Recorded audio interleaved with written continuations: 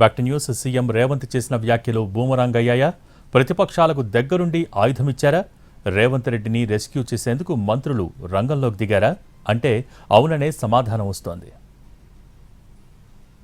ఉద్యోగ సంఘాల నాయకులను ఉద్దేశించి మాట్లాడే క్రమంలో సీఎం రేవంత్ రాష్ట్ర ఆర్థిక పరిస్థితిపై చేసిన కామెంట్స్ ప్రభుత్వాన్ని తెలియకుండానే కొంత ఇరకాటంలో పడేసినట్టయిందే.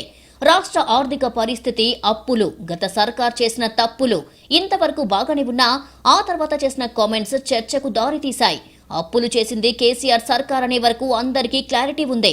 అది చెప్పే క్రమంలో సీఎం అప్పు పుట్టట్లేదని, తనని కోసిన పైసా రాదని, బ్యాంకులు దొంగల్ని చూసినట్టు చూస్తున్నాయని, ఇలాంటి మాటలు ప్రతిపక్షాలకు అస్త్రాలను అందించాయని అభిప్రాయం వ్యక్తమవుతోంది.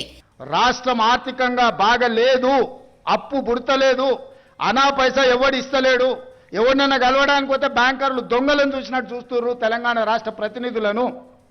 ఎవడు ఢిల్లీకి పోతే అపాయింట్మెంట్ కూడా ఇస్తలేడు, వీడు వస్తే చెప్పులు కూడా ఎత్తుకుపోతాడేమో అన్నట్టుగా ఆ పరిస్థితి ఉంది దేశం ముందల.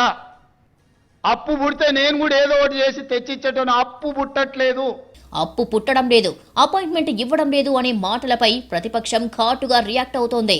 కేసీఆర్ చేసిన అప్పుల బాధ భరించలేకే కాంగ్రెస్ హామీలను నమ్మి ప్రజలు ఓట్లు వేశారని, కానీ కాంగ్రెస్ ప్రభుత్వం వచ్చాక కూడా అప్పుల పేరుతోనే కాలయాపన చేస్తోందని బీజేపీ ఆరోపిస్తోంది.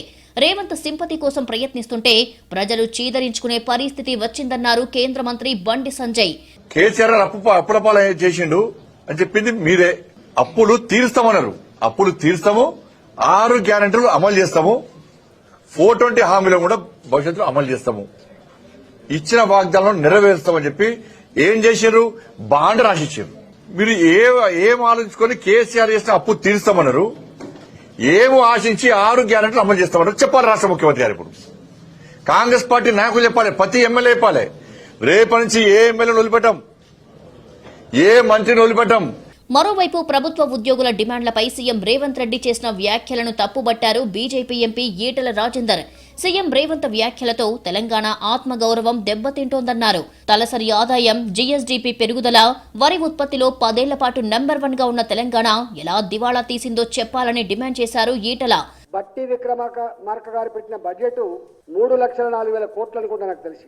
4 కోట్ల జనాభా కలిగినటువంటి ఒక రాష్ట్రం 3,04,000 కోట్ల రూపాయల బడ్జెట్ పెట్టిందంటే ఇవాళ ఇది ఎట్లా దివాళా తీసిన ప్రభుత్వం, ఎట్లా దివాళా తీసిన రాష్ట్రమో చెప్పగలిగే దమ్ముందా అని చెప్పి అడుగుతా ఉన్నా.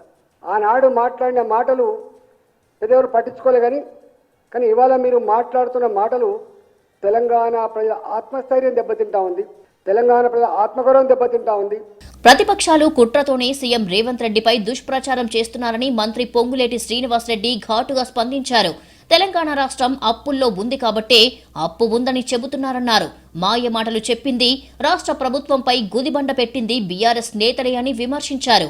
అప్పున్నది కాబట్టి అప్పుందని చెబుతున్నాము, అప్పుని అప్పనకపోతే అది పచ్చి అబద్ధం అవుతుంది, ఈ రాష్ట్ర ప్రజలకి ద్రోహం చేసినట్లు అవుతుంది.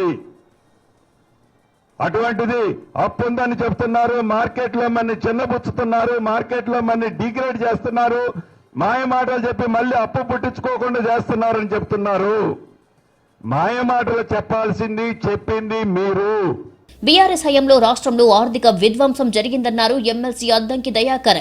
చేసిన అప్పులకు కాంగ్రెస్ ప్రభుత్వం కడుతున్న వడ్డీనే 7,000 కోట్లన్నారు.